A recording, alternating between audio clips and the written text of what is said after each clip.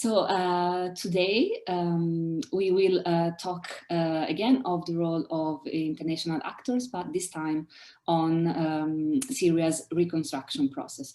Let me try to share my screen. Share, that's the one. Okay, here's the presentation. Okay, I hope you see it correctly. Wonderful. Thank you. Thank you. Very briefly, like last time, we will first go through overview of the main passages of the Syrian conflict. I will not mention them all first, because we don't have so much time, and second, because I'm sure that you know the Syrian conflict very, very well. Then we will see what is at stake in terms of reconstruction, and then we will see the role of some international players in the reconstruction, and specifically, since I am a European, we will focus on the role of Europe. Okay, so the origins of the Syrian conflict. You know, on March 2011, violent protests against the regime broke out in the city, the southern city at the border with Jordan of Daraa. And these protests were demanding the release of political prisoners kept hostage by the regime. At first, President Assad announced some conciliatory measures. He promised he will release prisoners, but that was not enough. The protests grow bigger and bigger, and it expanded to many other centers and cities in Syria, Homs, Banyas, Aleppo, and all these protests, of course, were aimed to oust the regime of Assad. In the meantime, as the regime became more brutal against the population, the US and the European Union strengthened sanctions against the regime. We have talked of sanctions also a couple of weeks ago. These are the preferred, the most loved instrument by the West. Whether they are successful in ending conflicts or not, this is a question mark, but that's another story. And in fact, despite sanctions, the crisis didn't ease. It continued, and fighting didn't stop, and protests escalated from Daraa to the entire nation, Syrian nation. Other two important turning points in 2012, the Free Syrian Army, you know, fighting against Assad, which was formed by anti-Assad members of the Syrian armed forces, took part of the city of Aleppo, and especially in October, maybe you remember, the historic souk, the market of Aleppo, was destroyed, and so Aleppo became really one of the symbols of the Syrian war. The same year, the opposition against Assad was, of course, very, like the one against Gaddafi in Libya, it was very composed and very heterogeneous.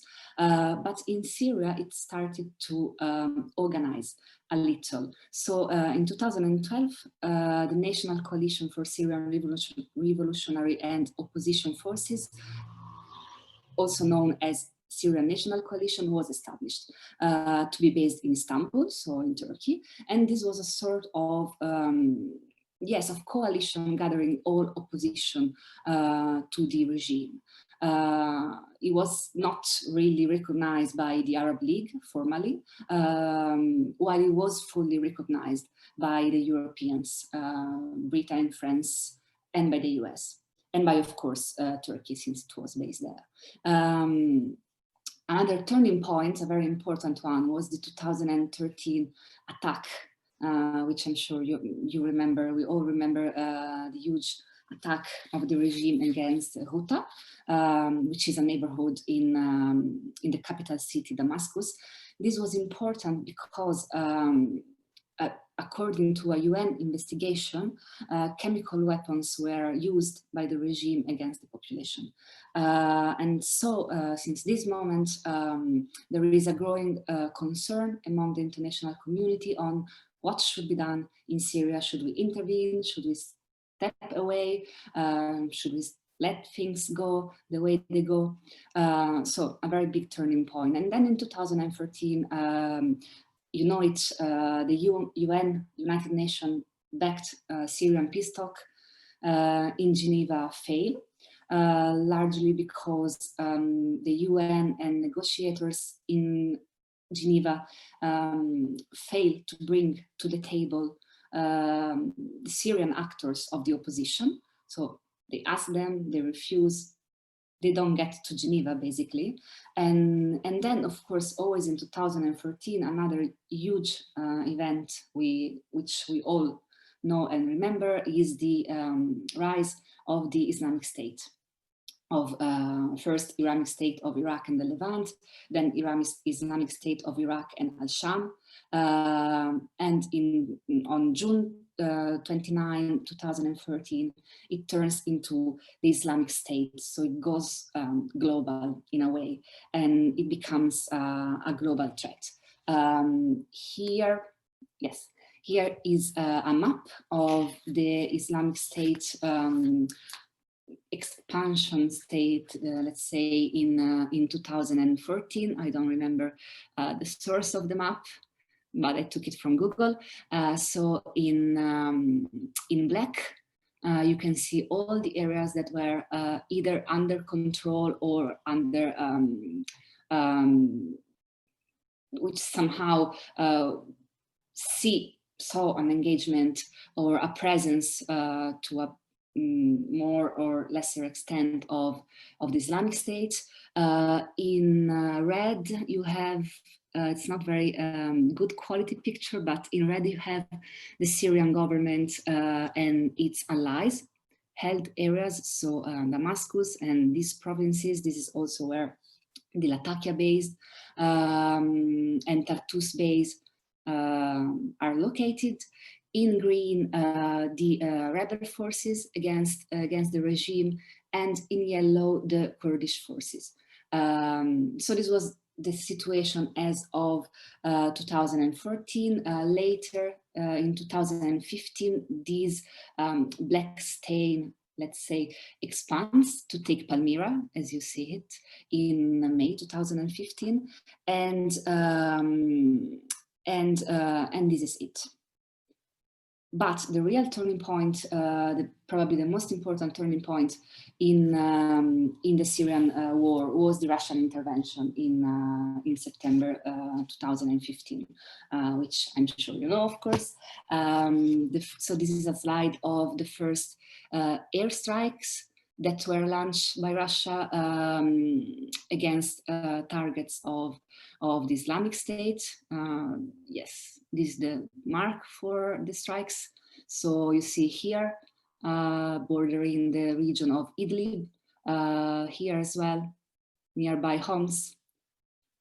And why this was the real turning point? Well, because it was the massive attack against Islamist opposition to the regime, and it really was the intervention that saved the Assad regime. This is always a map of Russian intervention, but a few months later.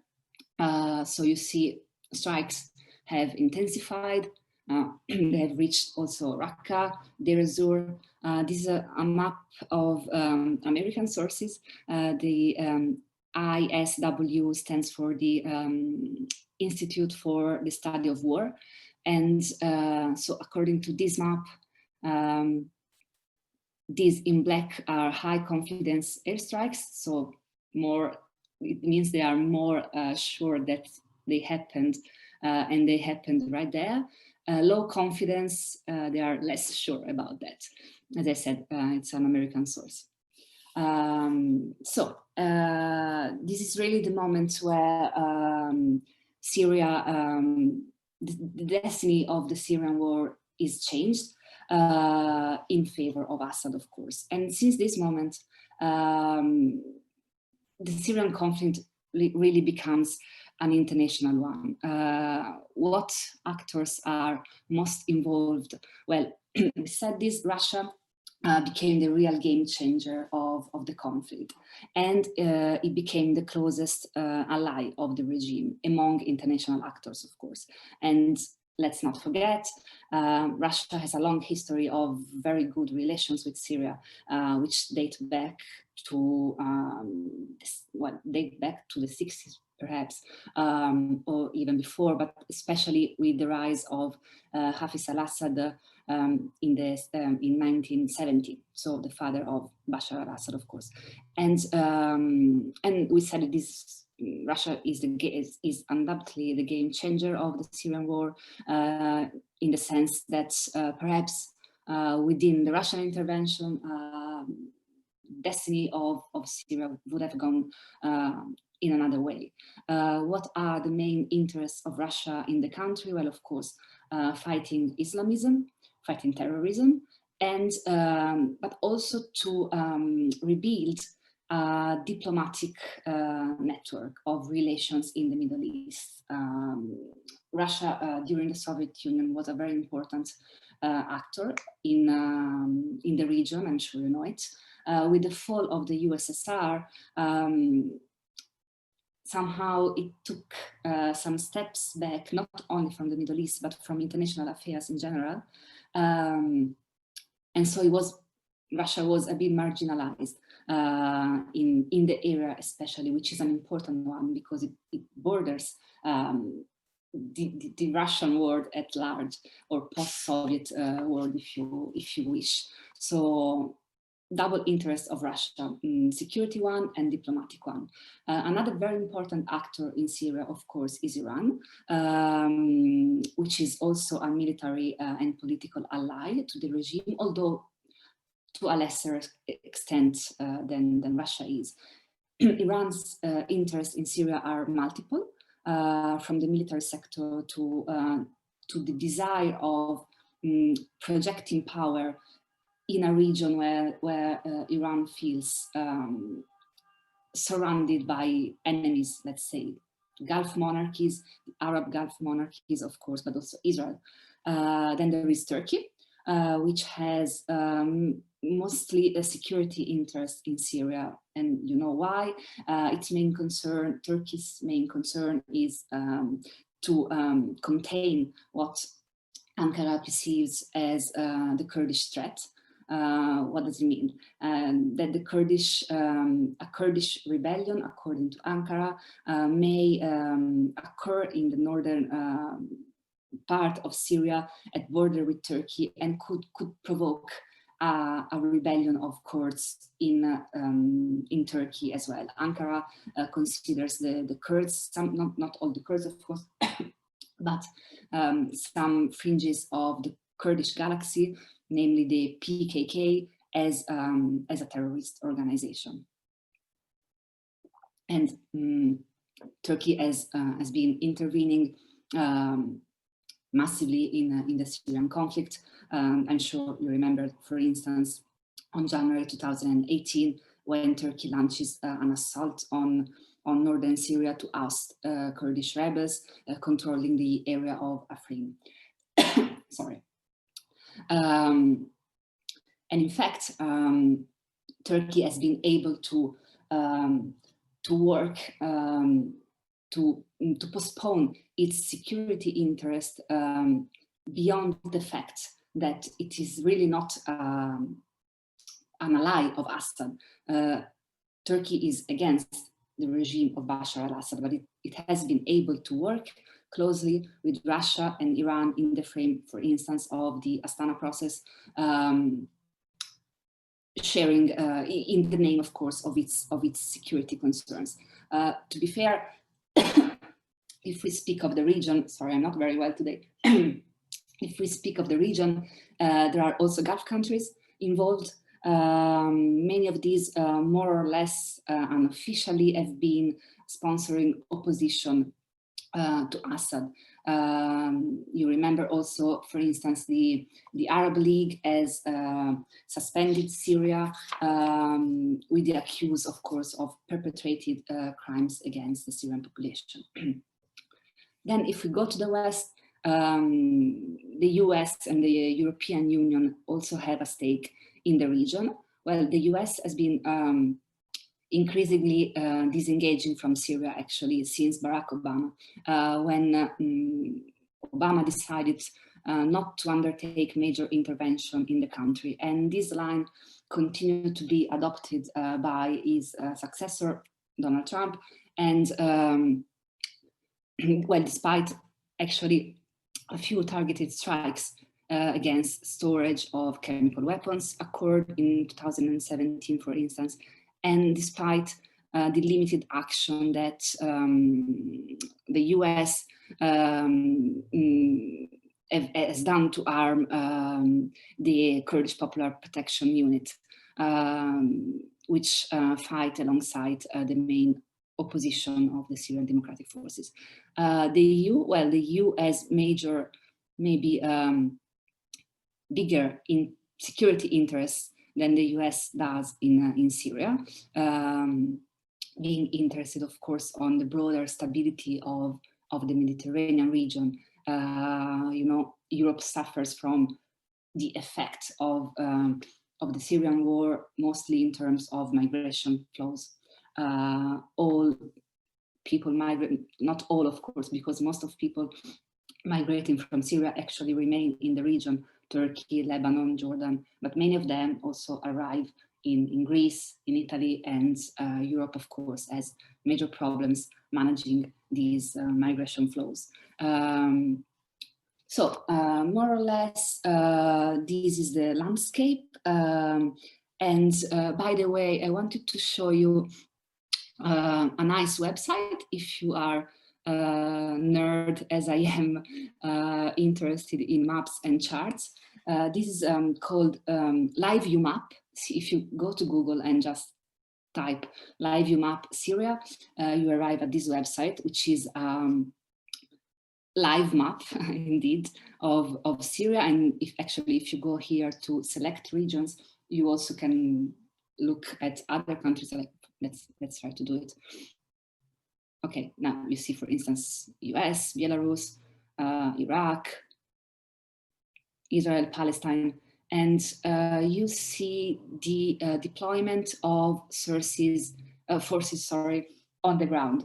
And if you click on each of these spots, you see a comment on, you should see a comment on what they do indicate. That now my connection is a bit slow, but usually it works. So this is just a suggestion for you to consider. Oh, okay, you see, this is, for instance, Turkish control of the Turkish army shelling Kizari. So just a suggestion for you if you are interested in maps. So SyriaLiveViewMap.com. And so as you saw here today, the presence of the Islamic State is really reduced. I think in this map, the Islamic State is these two gray bars here. So very much reduced, of course, with the help of Russia, with the help of the international coalition of forces that created under the US governance, let's say, and with the help of the Kurds. Back to presentation. Does it mean that the Syrian war is over? Well, not really. Although opposition and Islamist opposition, especially, has been reduced on the ground. This doesn't mean that Syria is a stable country. First of all, the balance of forces on the ground is still very fragile. And second of all, the political opposition has not disappeared. What do I mean? I mean the deep reasons that brought people to the streets back in 2011, so almost 10 years ago, have not disappeared. And of course, I'm sure you heard this summer, for instance, of the new wave of protests that broke out in the southern part of the country against economic hardship, economic crisis, endless economic crisis. But although the situation is still unstable, since a few years, the new mantra, the new imperative has really become that of reconstruction. And what do we mean when we say reconstruction? Well, post-conflict reconstruction, of course, it's usually a process aimed to bring a situation back to a previous state. And this is implied by the etymology of the word, which comes from the Latin reconstruere, so to rebuild something, and bring it back to its original stage. And in fact, most of the analysis, most of the discourse, most of the studies on Syria reconstruction are based on this idea. So they aim to answer the question, how can Syria society and economy be brought back to the pre-war condition? How many housing do we have to rebuild? How many schools? How many hospitals? Etc. etc. This is good, but this approach might be based on a problem, let's say, in the sense that the country that existed before 2011 cannot really be restored as it was. You know, you have to imagine a country which has undergone 8 years of huge conflict, strikes, troops on the ground, millions of refugees scattered around the Arab Levant, Turkey and Europe. And what we have witnessing during these years is continuous evolution that make it quite difficult to imagine that Syria will really go back to its previous state, to its pre-war state. You also have to imagine a totally disrupted economy, for instance.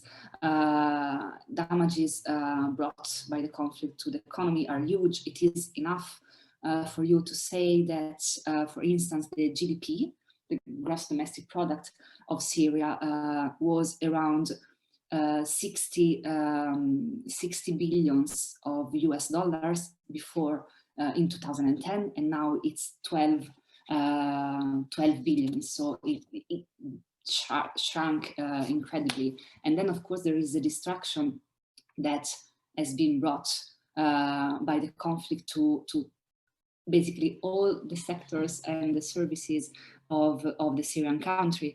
The most severely affected sector is actually the mineral extraction, so the oil and mining one.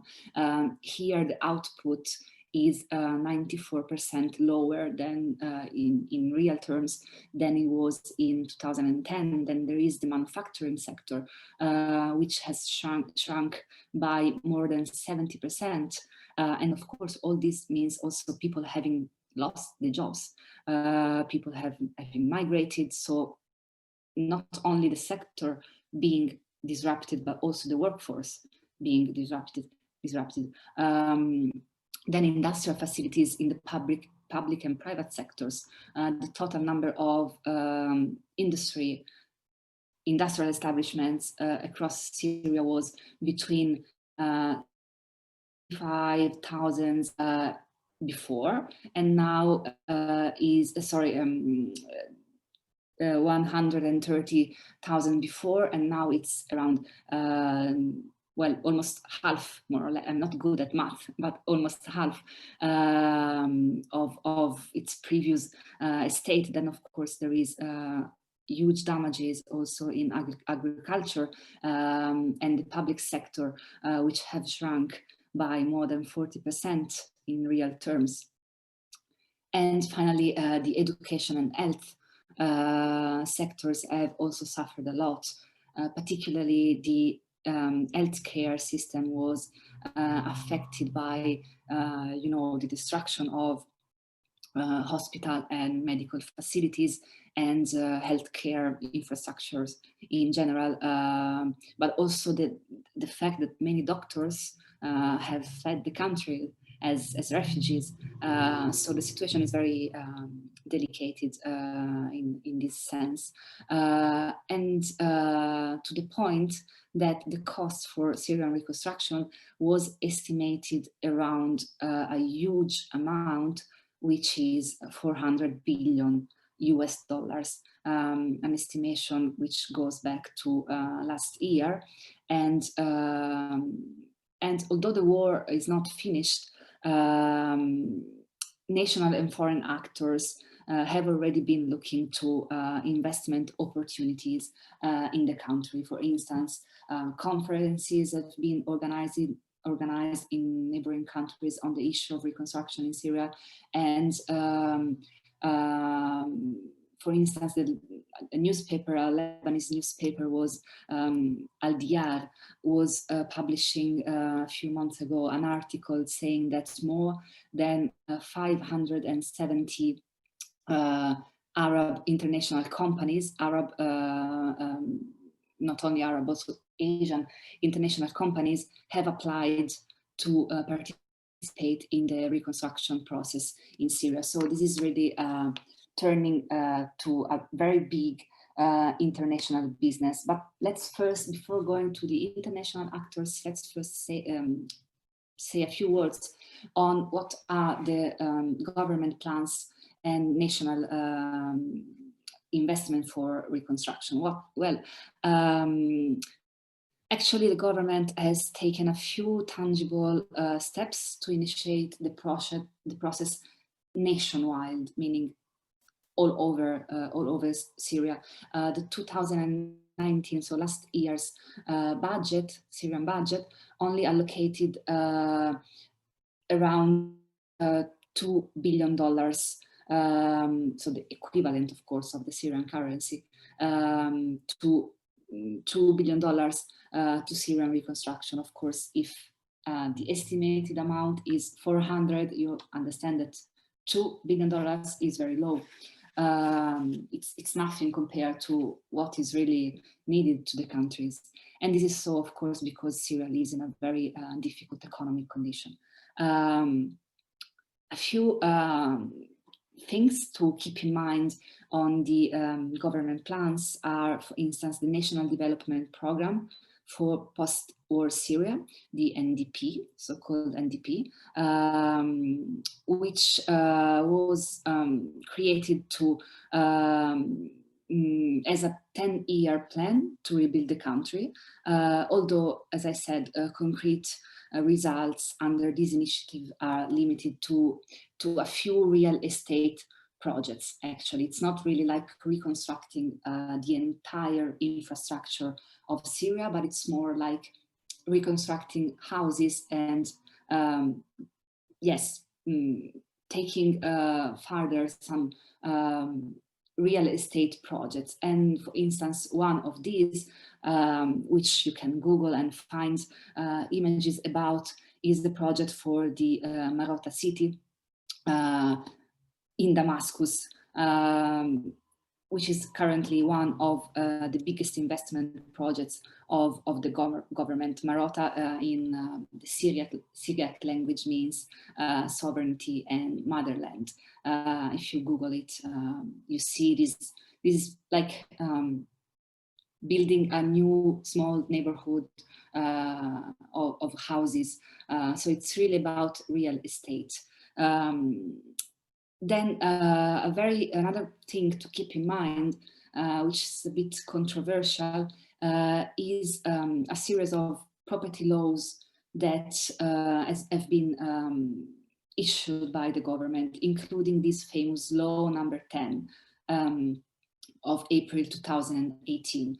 With law number 10, the Assad regime basically intends to extend a previous decree, which I didn't mark here, otherwise it was too long to explain, but it's called Decree 66, which back in time, in 2012, so when the war was already started, allowed the government to replace unauthorized or illegal housing over Syria with modern real estate projects with higher quality services.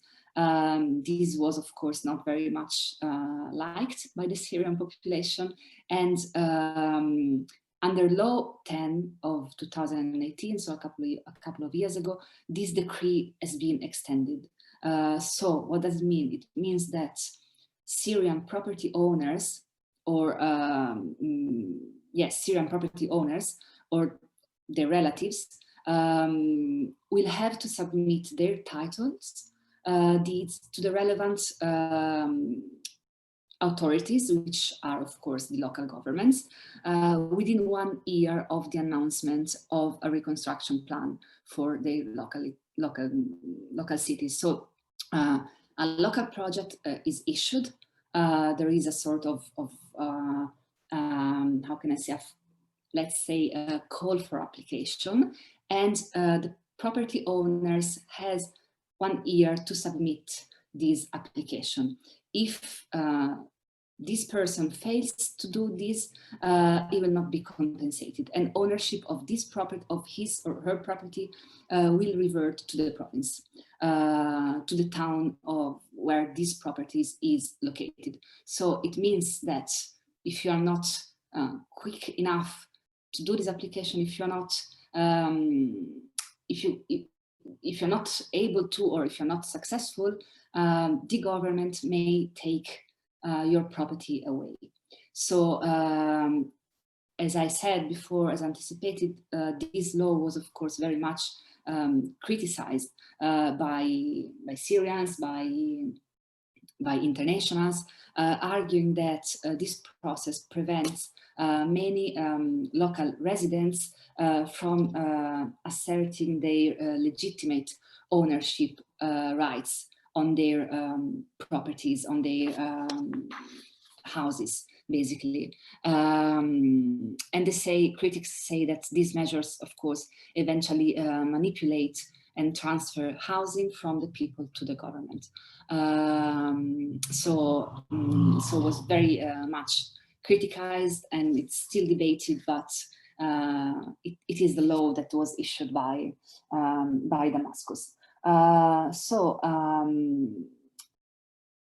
In any case, investment from national actors, whether the government or private companies, will not be enough to rebuild Syria, and Damascus knows this very well.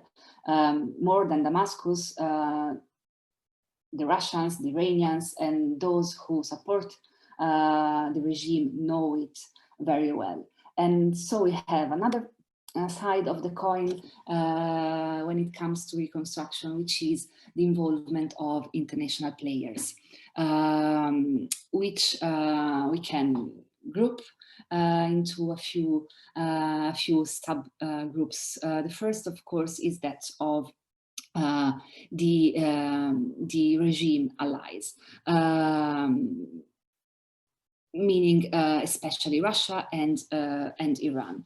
Well, what's at stake when it comes to Russia's involvement in Syria's reconstruction? Well, a Russian delegation has visited Damascus already in October 2015 and announced that Russian companies would lead Syria's post-war reconstruction, and announced deals and loans, etc., etc. To name a few of these projects, for instance, again in 2016, there was a Russian parliamentary visit in Syria, which said to have resulted in an offer by the Syrian Foreign Ministry, Walid Muallem, to give Russian firms the priority to rebuild Syria. Again, in December 2017, a delegation of major Russian company CEOs, which was then led by Dmitry Rogozin, was in Damascus for advanced talks in this sense. Further talks were held in February 2018, when Russia and Syria signed a cooperation agreement to developing especially the electrical system through reconstruction and repairing the Aleppo thermal plants, and installing also a thermal plant in Deir ez-Zor, so central eastern part of Syria. Other talks were held also in 2019, so last year. Perhaps the most important agreement was signed last year by the Russian company Stroy-Transgaz with the Syrian authorities to manage the port of Tartus for 49 years. Well, of course, you know, where there is the Russian military bases. However, despite intentions from both Damascus and Moscow to cooperate in Syria's reconstruction, there are doubts about the implementation, successful implementation of huge economic projects. In fact, many investments and economy agreements announced in the past few years have eventually come to nothing, for two reasons mostly. The first is the Syrian government has failed, for example, to secure the necessary funds for its contribution to these deals with Russia. And the other reason is that Russia has not the huge economic capabilities to implement major nationwide projects. But at least as far as I see it, the main problem seems to be a different approach between Damascus and Moscow when it comes to reconstruction. Damascus wants somehow, if you wish, to keep it, to keep control of reconstruction. Let's say to keep it a Syrian business or a business of Syria with its closest friends that that Damascus can trust. While Moscow, which is more smart perhaps, wants to use the prospect of reconstruction also to open up to dialogue with the West. And this for two reasons. The first, most important one, to get the Western, European, American, whatever, Western financial help to ease the burden of managing Syrian reconstruction. As I said, Russia has not a flourishing economic situation and cannot afford to rebuild Syria by itself. So it needs, and it wants, and it needs the support of Western countries. And second, Russia also wants to secure the a sort of Western consensus on Assad's victory. So working with the West on reconstruction of Syria would also be a way to somehow secure stability and recognition of the Assad government in Syria. The other actor, the other regime ally is Iran. Well, with Iran, it's a similar situation actually. After after the retaking of Aleppo in 2016, the governor of the city said that Iran was going to play an important role in reconstruction efforts in Syria, especially in Aleppo. Other talks in this sense, fostering reconstruction discourses, were held also in the later years. And in September 2018, Iran and Syria signed a memorandum of understanding for in the electricity sector specifically, and this included Iranian provision of a new power station in a few cities, Latakia, Banyas, and the repair of other stations, or homes, etc. Also in 2019, the deputy head of the Mass Construction Society of Iran announced that his company was planning to build 100,000 new housing units in Syria, mostly in the area of Damascus, under this new memorandum of understanding between Iran and Syria. So several projects discussed, like it was with Russia, and like it was with Russia, Iran clearly, and even less than Russia perhaps, has not the funds, the money, let's say, to pay for Syrian reconstruction by itself. Let's not forget, Iran is facing severe US economic pressure and sanctions under President Donald Trump to his campaign against Iran and the nuclear deal. And so Tehran has even smaller resources to share with Damascus than Russia, and it finds hard to deliver aid to Syria, and so it will be probably more focused to extract economic gains from the country than on investing in the country. But there is quite a difference in Iran's approach to Syria's reconstruction compared to Russia. Iran, unlike Russia, is not really interested to secure Western legitimization of Assad's victory. Iran is more interested, and probably more than Russia is, to secure a sort of consolidation of its military position in the country. So this is Iran's main interest, not really securing cooperation with the West or securing funds from the West when it comes to reconstruction. So Moscow and Tehran do not differ fundamentally in their strategic ambition of seeing Assad victorious, but there is some divergence between them over the importance of the Western, as I said, consensus and support.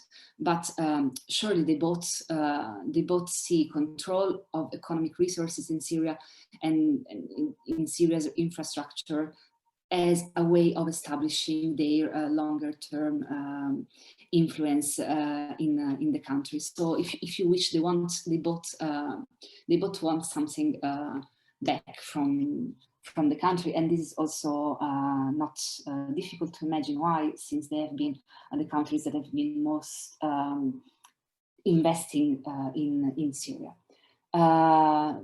So this is so for what it comes to the regime's ally. Very briefly, other Eastern views, as I call them, on the reconstruction of Syria. Well, there is Turkey, of course. The approach of Turkey is very much driven, as we said, by its geostrategic interest in the north of the country, where there is the bordering area with the Kurdish threat, according to Ankara. So Ankara is committed to higher levels of investment, which aim at its ambitions to have a longer-term presence for security reasons in the country. Even if Turkey is one of Assad's most long-standing opponents, Ankara is keen to win a significant part for itself out of the Syrian cake. That there is a brief point that should be made also on the Gulf countries. Despite also in this case, despite divergences, I told you before, many Gulf countries at the beginning of the revolution have been more or less unofficially supporting the opposition against Assad. So they are clearly not the best friends of Assad, but Assad is in need right now, and it appears to have been opening to receiving financial support from the Gulf states as well. And although, as I said, these countries have supported, like the West as well, have supported the opposition for many years, an emerging acceptance of the regime's military victory and a desire to increase Arab influence to also to counterbalance Iran and Turkey are visible in the attitude of the Gulf countries. Support from the Gulf states will not, if it will arrive, it will not come with political strings, let's say, attached that threaten Damascus.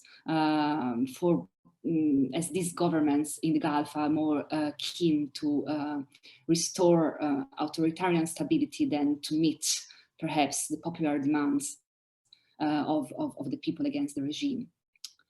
And then a very interesting point is China. Well, there is a mutual interest of Syria towards China and China towards Syria. Damascus is has been making over the last few years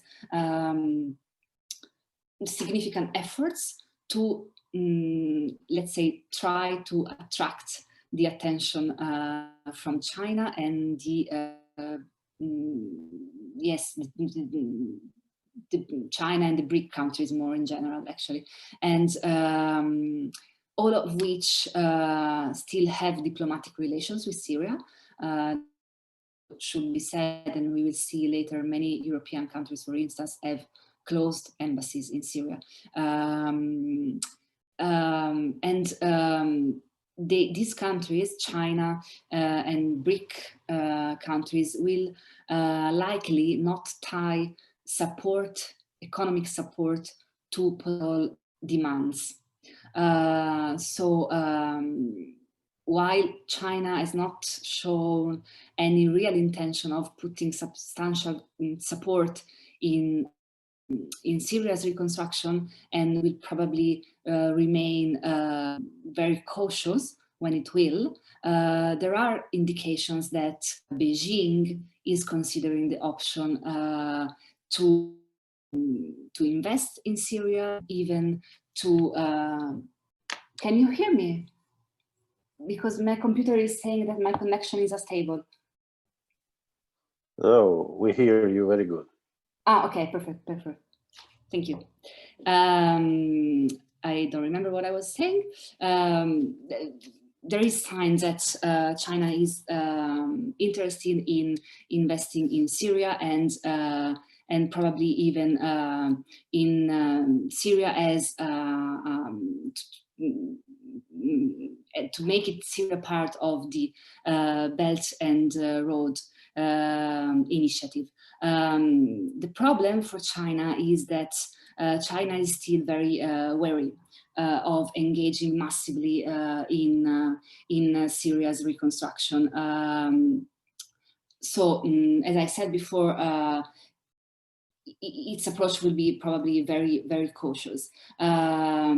if you wish, there might be a difference between Chinese approach to Syrian reconstruction compared to the Russian and Iranian one, in the sense that while maybe Russia and Iran might have the let's say, the desire to intervene massively, but they might lack economic capabilities. On the contrary, China might have the economic capabilities, but they might lack the desire to engage deeply with the Damascus government. Well, politically, I don't think that China has any interest to do that. And also economically, it would be a risk for China to invest in a country which is really not stable yet. But let's now go to the Western views on the Syria's reconstruction. Well, I will focus most on, as a European, I will focus most on Europe.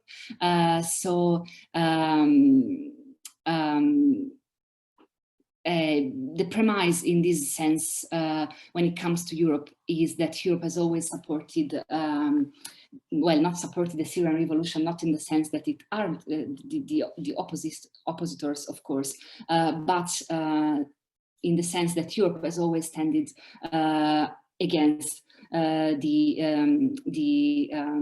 Assad regime, and actually, accordingly, it has always also quite, let's say, looked with suspicion at the Russian, Turkish, Iranian initiative in the country. The EU suspended bilateral cooperation with the government of Syria already back in 2011, following the escalation of violence, of course. And as I said, many European embassies in Syria have closed, and Europe withdraw its diplomats, but it has always remained the largest donor of humanitarian aid to Syria and the region, with over 17 billion euros, sorry, in aid that have been allocated by the EU and its member states since the start of the conflict. And currently, they still are EU and its member states the largest contributors to the international response to the Syrian conflict. The EU, however, leaves that dilemma, if you wish. While its main interest, of course, is reconstructing the country for the good of the Syrian people, on the other side, this would mean, according to the EU, enforcing the position of Bashar al-Assad. And in fact, reconstruction specifically would be an important tool for consolidating his power, according to the EU. And this, of course, excludes, has been excluding, at least so far, any major economic support by European countries on the reconstruction, and actually has also been excluding any serious political dialogue on the matter. Overall, and this overall, the Western Bloc, if you wish, believes that it can force the Syrian regime to change its behavior through increasing levels of pain on the regime. So sanctions on dealings with the Syrian institution, and sanction also on those other actors who deal with Syrian reconstruction. And while this is, I think, quite understandable, it is also, unfortunately, the EU main limits, in the sense that it binds political transition and economic reconstruction to a process which goes it binds reconstruction, to a political transition away from Assad, and this is not really something that seems to be anytime soon. And also this approach has implication on humanitarian assistance, which is the EU stronghold, because despite claims, European claims, that it doesn't, well, it actually does. Well, first because targeted or smart sanctions unavoidably have a restrictive impact on imports more generally, including food and medical supplies for the Syrians. And second, the EU and European states are actually interpreting humanitarian support more strictly than ever to ensure that they do not provide the regime support for wider stabilization efforts. This approach places the EU sometimes in competition with some international humanitarian agencies, including UN bodies, providing aid to the Syrians. Other Western actor of Syrian reconstruction, which should be mentioned, although not really the main or most effective one, is the US, which actually has quite a similar approach to the European Union, in the sense that yes, reconstruction is needed, but we Americans do not want to get too much entrenched with the regime. And moreover, I would say the Americans also have, I think, fewer strategic interests in Syria's reconstruction and stability, this not belonging to their immediate neighboring areas as it does for us Europeans. And in fact, also the US has had a harsh approach on the matter. It is worth to mention the Caesar bill, which you can check and Google online, which allows for the imposition of US sanctions on countries doing business with Syria. So you understand that this measure is a big one, because it will considerably hamper any wider efforts to break the West's emerging economic blockade of Syria. And it points to the fact that while Assad may not want support from Western states, they hold significant blocking power over Syria's ability to move forward with any form of economic development. There was actually an overture from the US in terms of reconstruction, but it was very limited, and we will see, of course, what happens with the next administration. But for instance, President Trump declared a while ago that Washington was not disposed, was not ready to refund, for instance, reconstruction of Raqqa, which the US also contributed to destroy. And then this is the last one, my last point, which I would like to main as a European talking with you, which is the prospect, possibility of a cooperation between the EU and Russia. As I said before, Russia is looking for talking to Western powers and the EU specifically on the reconstruction, while the EU is not really willing to do so. Well, the point, as for the EU, the point now in 2020, almost 10 years into the crisis, and with things on the ground going a little bit better, the key points for the EU is to what extent its position, which I said, basically summarizing, we do not fund reconstruction because this would mean strengthening Assad, to what extent this hard line, how long it can be maintained. A number of EU countries, especially Italy, Austria, Poland, lately have been pushing to reopen a conversation about Europe's policy towards Syria and the possibility of re-engagement with Assad. In Italy, for instance, I remember there were rumors last year even about a reopening of Italian embassies in Damascus, which didn't happen, but I remember hearing about that here and that, while other countries like France and the UK mostly, they remain totally unwilling to consider any softening of their strong approach towards Damascus. But the EU sanctions, European Union sanctions towards Syria, for instance, they need to be renewed every year,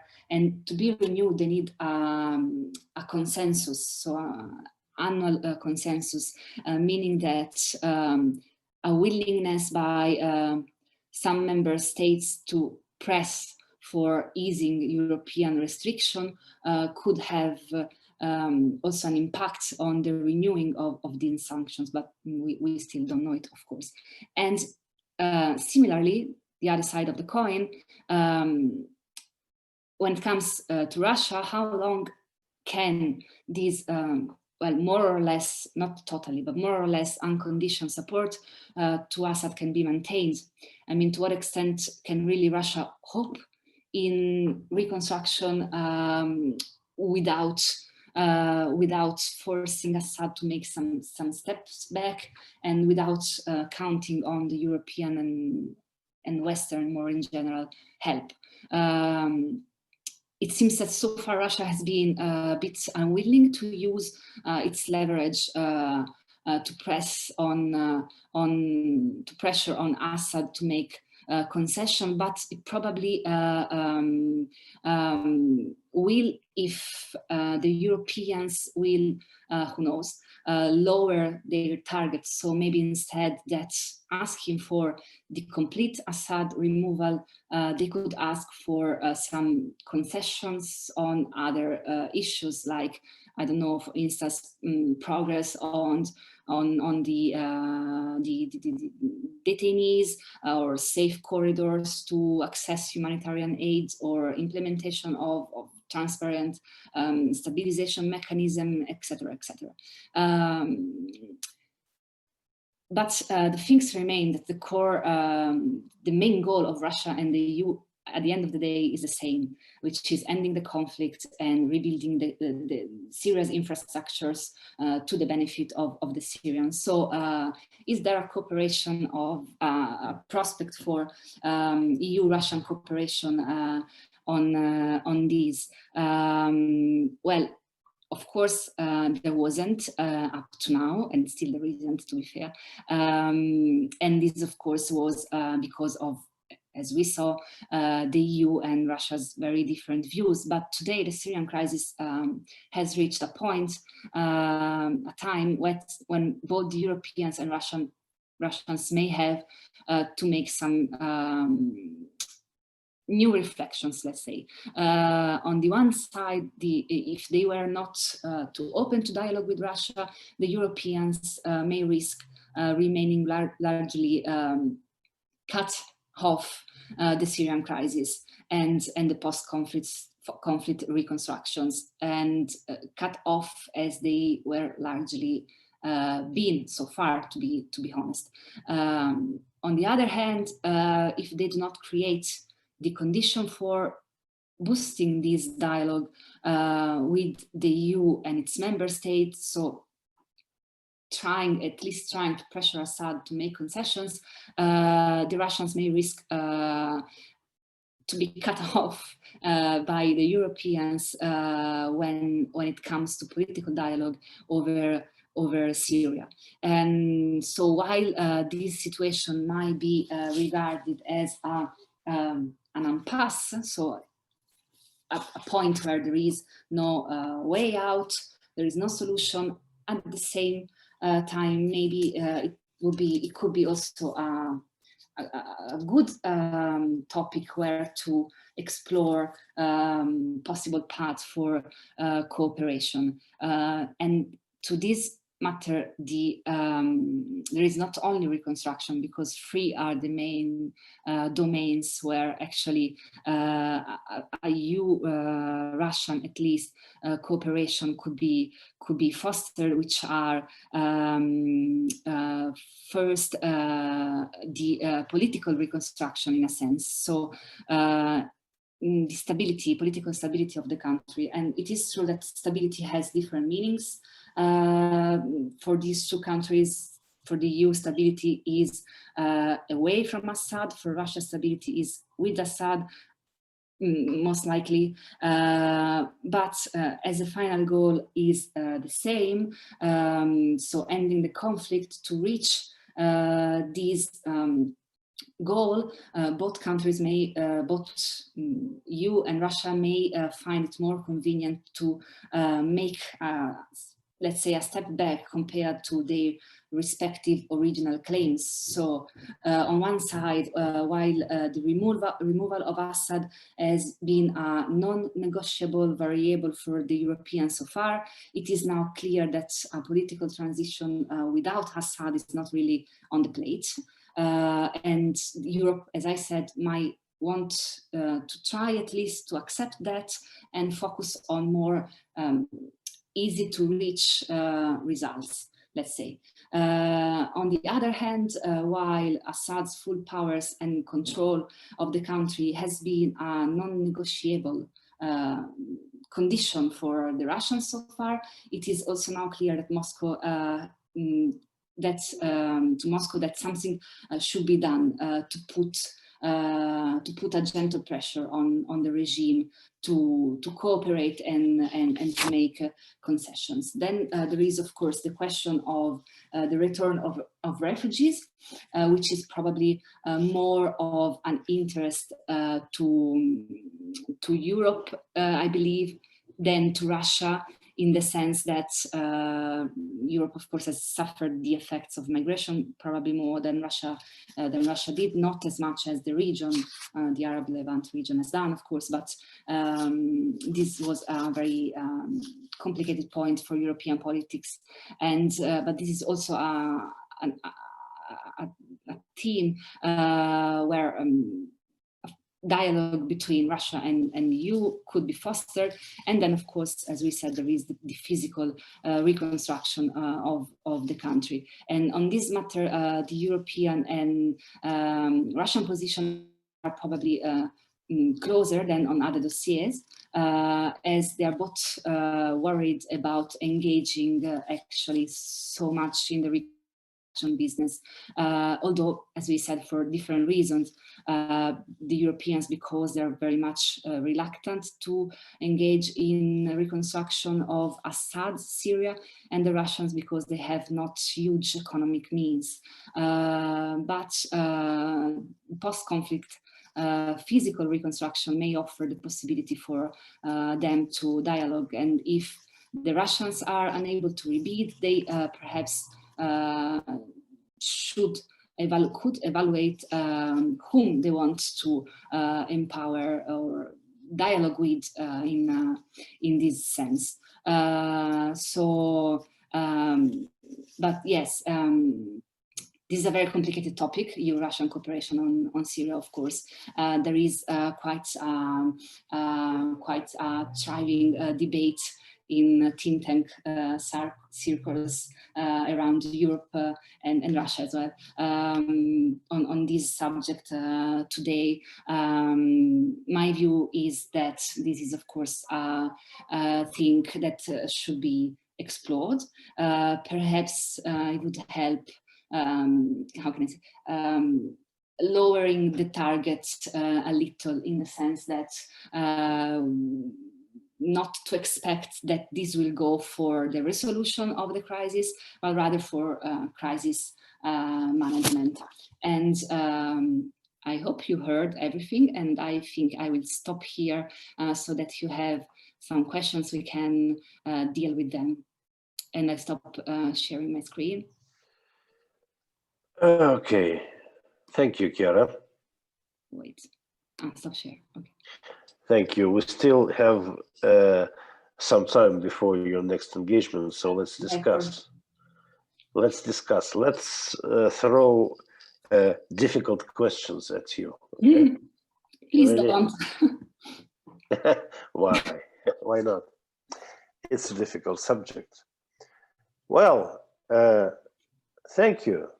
I mean, it's a good opening for a discussion, but I do have several questions which haunt me every time I start discussing Syria, Europe, and anything connected with it. First of all, the point you made that Europeans are boasting that they are the biggest contributors to humanitarian contributors to the Syrian crisis. Is that so? Well, one of the main. Well, one of the main. And who's the other? Well, regional countries, perhaps. Regional countries do not contribute anything. Okay. And that is a very well-known fact. And about the European contribution, the biggest contributor, as I've discovered last year, was Great Britain, while it was the member of the EU. And that is a very interesting point, which I think should be at the forefront of the discussion. Last year, while in London, in discussions with the Rusi, that was last year or the year before last? No, it was 2019.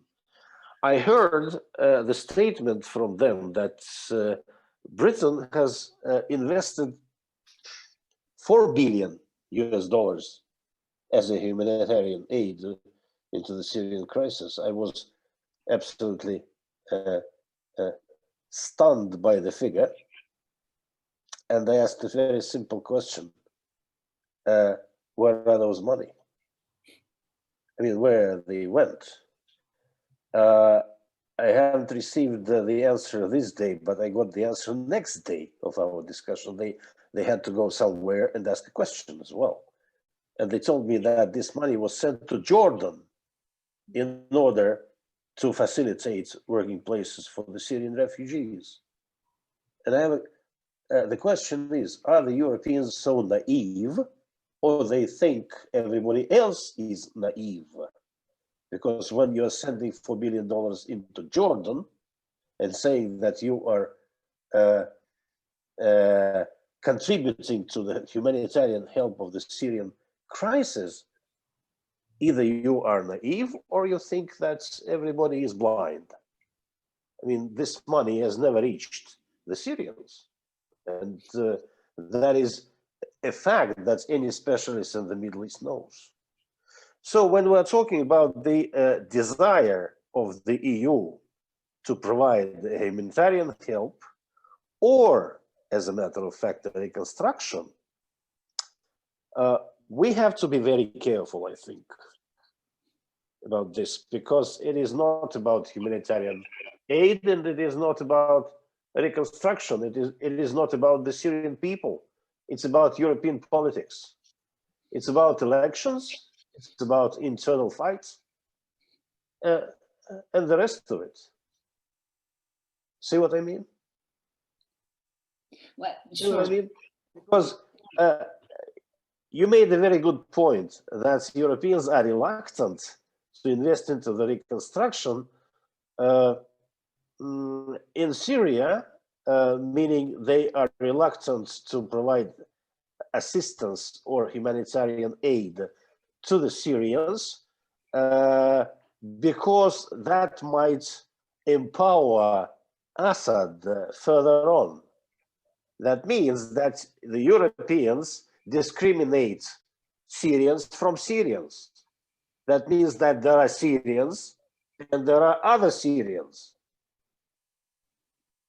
Syrians who are Syrians, and there are other Syrians that are probably more Syrians because somehow they're not connected to the regime in Damascus.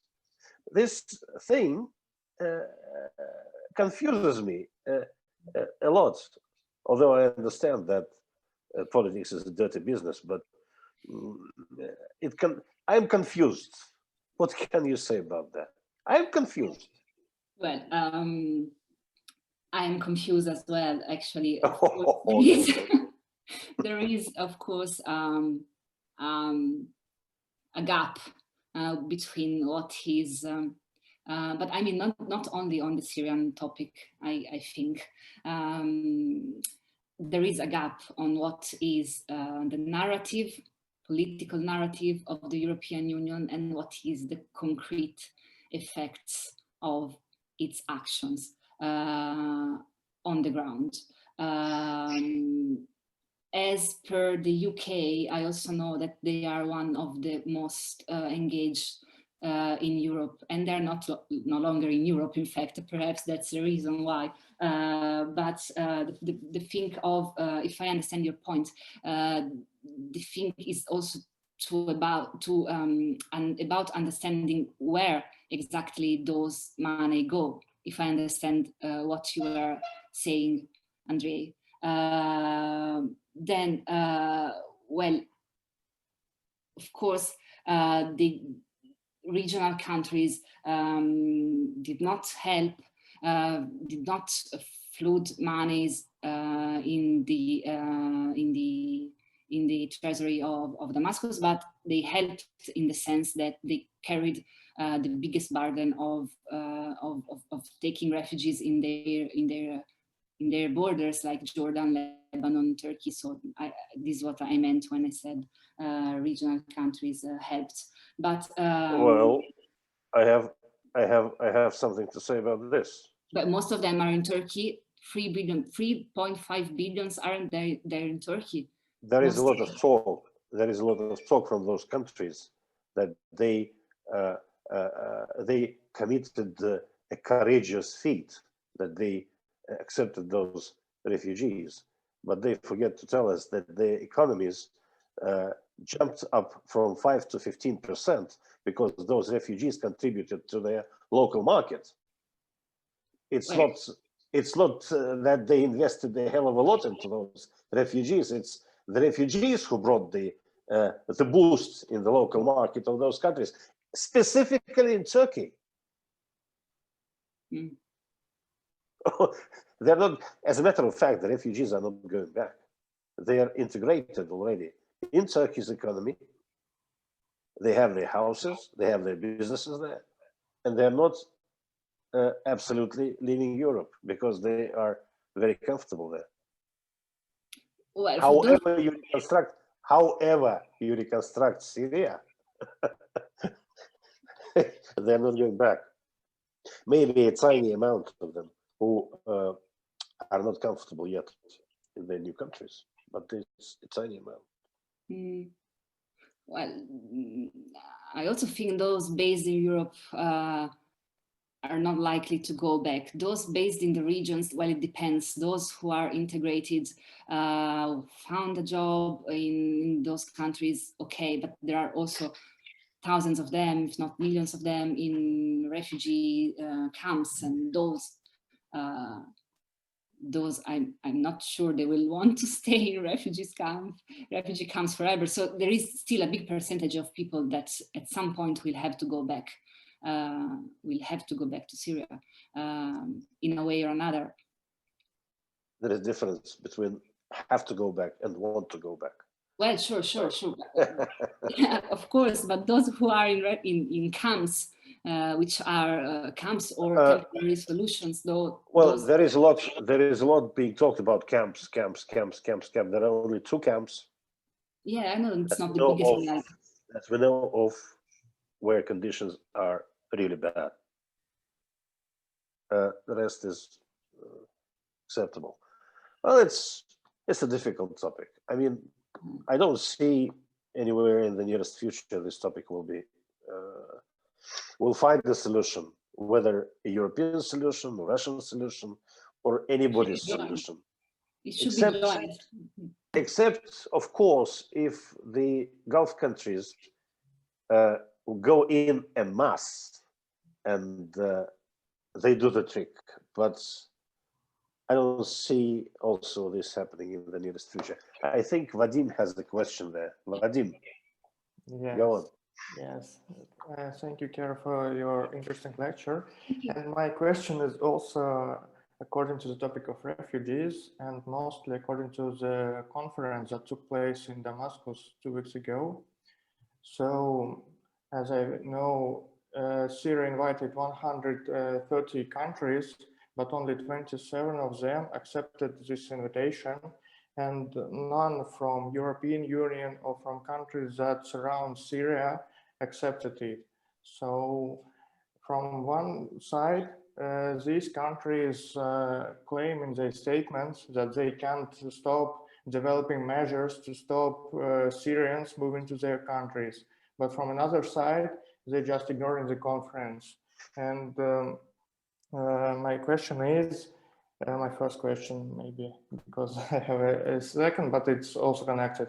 Why they ignored the conference that had been announced as a platform for developing joint efforts on this pressing issue? And the second question is about the consequence of this conference. So what should we expect on it? I mean, should we expect that these countries,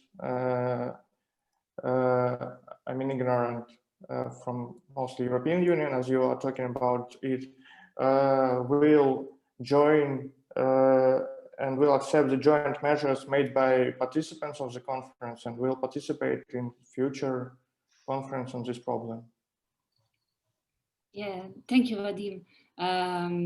Well, I know, I said this also last time. I don't very much trust in conferences because it's good that they exist. They are needed. It's dialogue after all. But then you really change the situation in other ways. Conferences, I don't know. They're not my favorite. Not the thing that I trust the most. If I understand, you were asking why Europeans were boycotting this conference. As I said before, and this is problematic in my view. I think it's because it was Syrian sponsored, so the European is really not willing to open up to dialogue with Damascus, even if it's such an important topic like refugees, which is a EU priorities. But basically they say, you are a dictator, I don't talk to you. That's the point. And I'm not saying that this is wrong. I'm not saying that this is good either. I'm saying, and I was saying during the presentation, that at some point this should change for one sense or another. But if Assad doesn't go, and I mean, he's a young man, he can still be in power for many years, what should we Europeans do? Like pretend that Syria does not exist? Do not talk to Russia because we are angry at Russia because Russia supports Damascus? We have to open up to dialogue. So yes, it would have been good actually if there were European representatives to that conference, but that's the EU stance. And it's quite shared by, but not all, but most European countries actually. And yes, I hope I answered.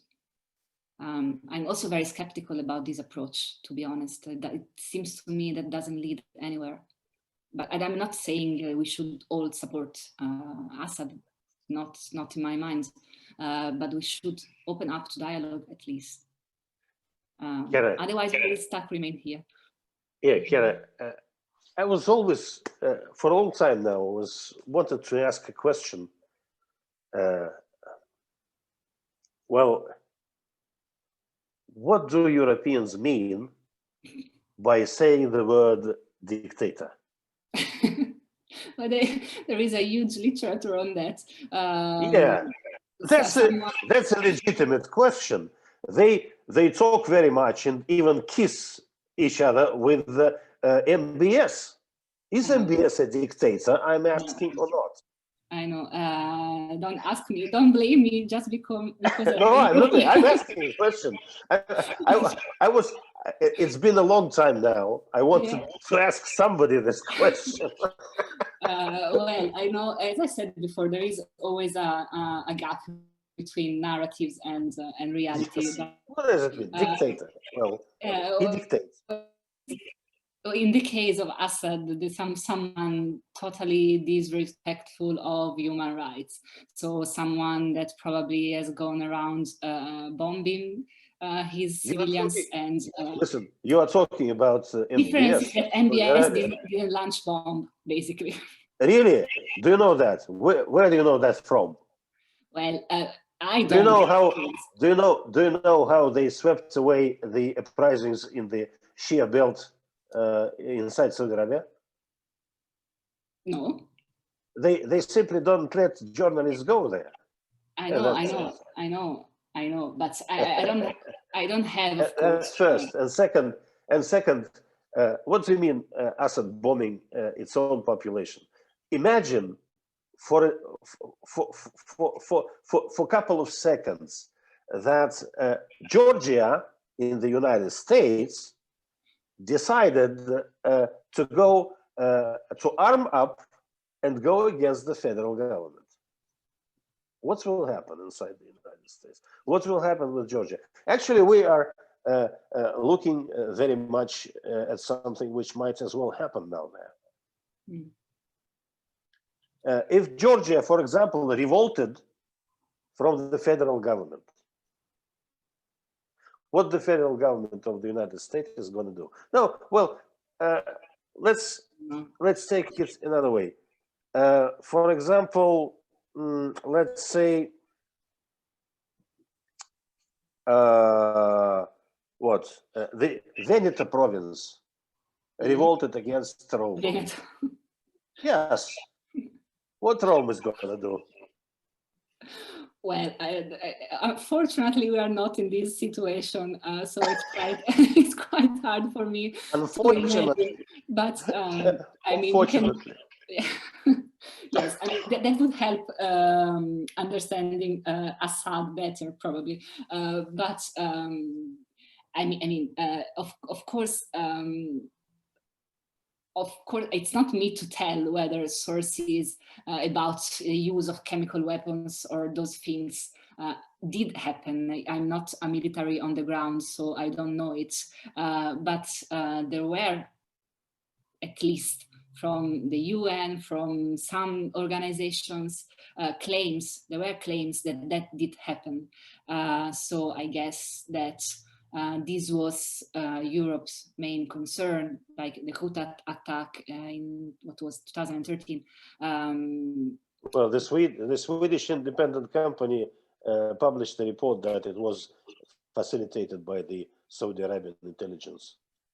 And nobody read that report. That's interesting. Yeah. Yes. Sure. But the main target for Europe to get angry at, of course, is clearly the person in charge, chief of the country, who is Assad, and of course you don't. If you talk to Europeans and I don't know, for instance, when I talk to diplomats in Italy, they don't love MBS either, but as much as they don't love Iranian political leaders, as much as they don't love Egyptian leaders, for instance. But let's say they do believe that the Syrian one has been guilty of, has been committing more severe human crimes than others have done, or at least more evident. I think that was the difference, to be honest. I think that was the difference. In Syria, the chaos, the nightmare was evident. And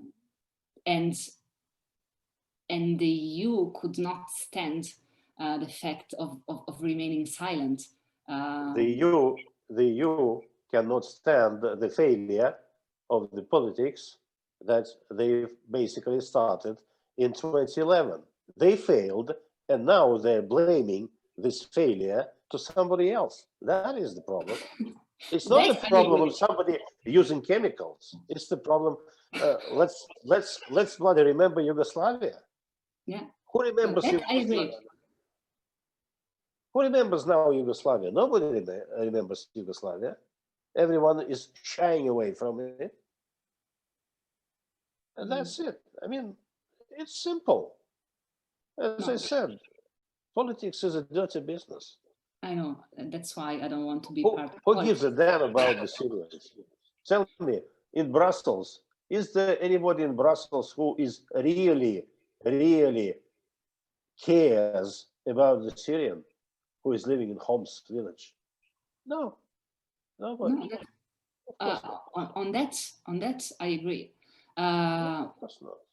On that, I agree. You know, some humanitarian people, and we met, you met some of them, and I met some of them who are really dedicated to this.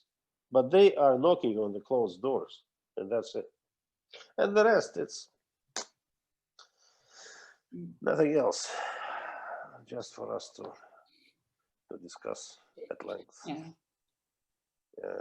We can have. Well, anyway, we are not going to find the solutions for this today, of course. We always end up very pessimistic in our. Yeah, I always end up very pessimistic. You know this. I know this. Everybody knows this. But who is the pessimist? He is a very well-informed optimist, and that's me. That's true. and that's me. Okay, Chiara, thank you very much. Sorry, I know I have that to go. Thank you. you have another engagement now. Yeah, sorry.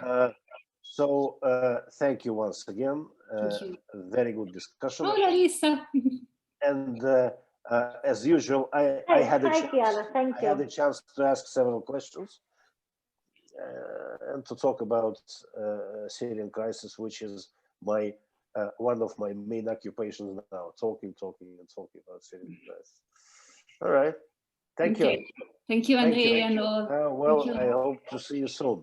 Yes, and let's stay in touch for that thing that you told me about the other lecture on the request of Valery. Yeah, sure. Okay. Yep. Okay. Bye-bye. Спасибо. Ciao. Thank you. Спасибо, Валерий. Пока. Bye.